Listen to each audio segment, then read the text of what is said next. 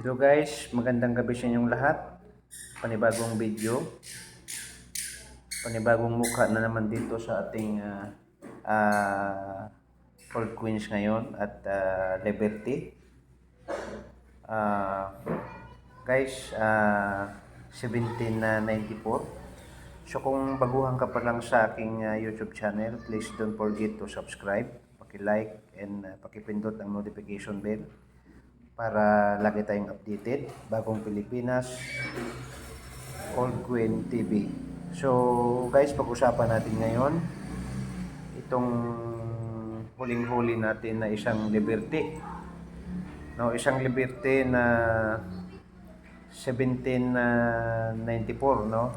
So guys, grabe itong Queens na to, no. So ito yung pinaka-rare na Queens na ito, no.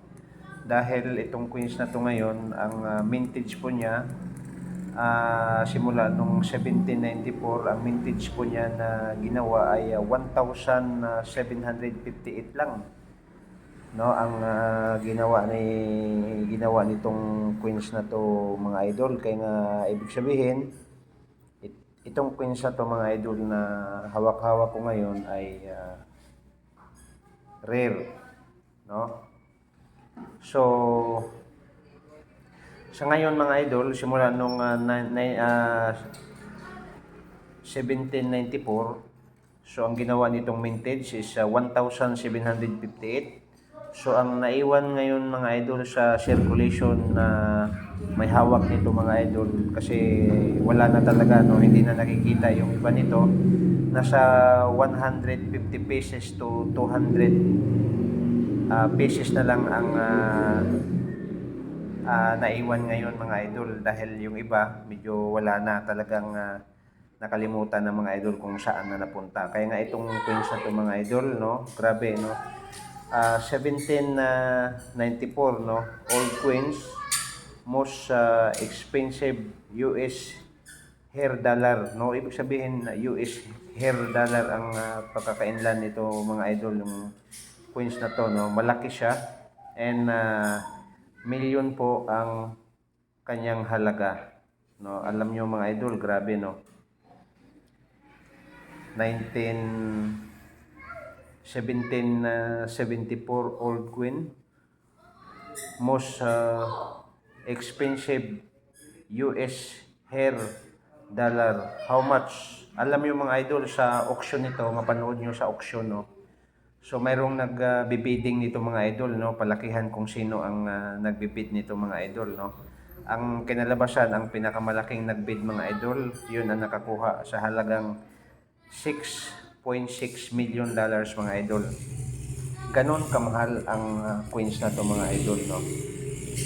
So mapanood nyo ito, mga idol, pwede nyo i-search, no, sa pagbidding nito, mga idol, itong Queens na itong hawak ko ngayong Queens, mga idol. Ito, malaking Queens to, mga idol, no. So sana, mga idol, magustuhan nyo ang aking video at sana magustuhan nyo ang aking naipakita sa inyo ng mga old Queens, no. At mayroon pang iba at marami pa akong ipapakita sa inyo, mga idol. At sabi ko nga, huwag kayong magsawa sa pagsuporta sa ating YouTube channel, Bagong Pilipinas Old Queen TV, mga idol, no. So ganun kaganda itong Queens na to. Hinahanap ito ng mga international collectors, mga idol. Kaya nga isa ako sa may hawak nito ngayon at ito yung pinapakita ko sa inyo, mga idol, no. At ang likod nito, mga idol, ay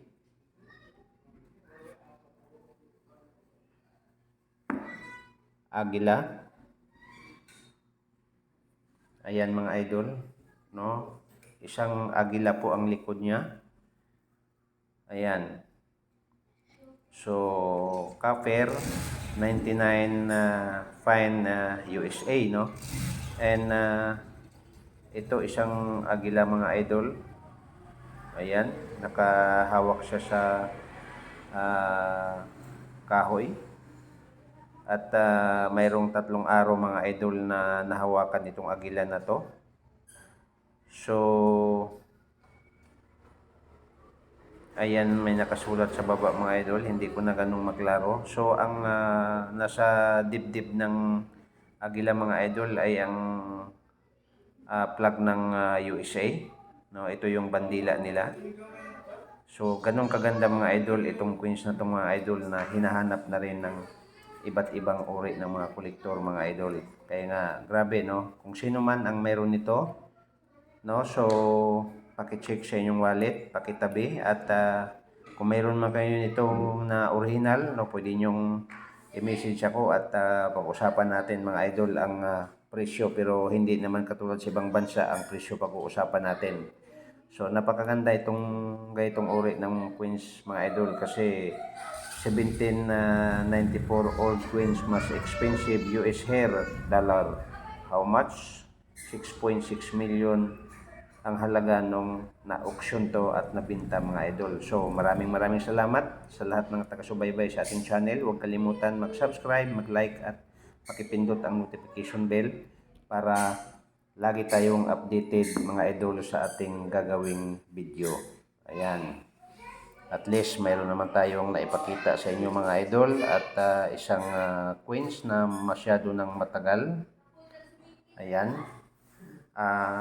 Ang tawag dito mga idol ay hair dollar.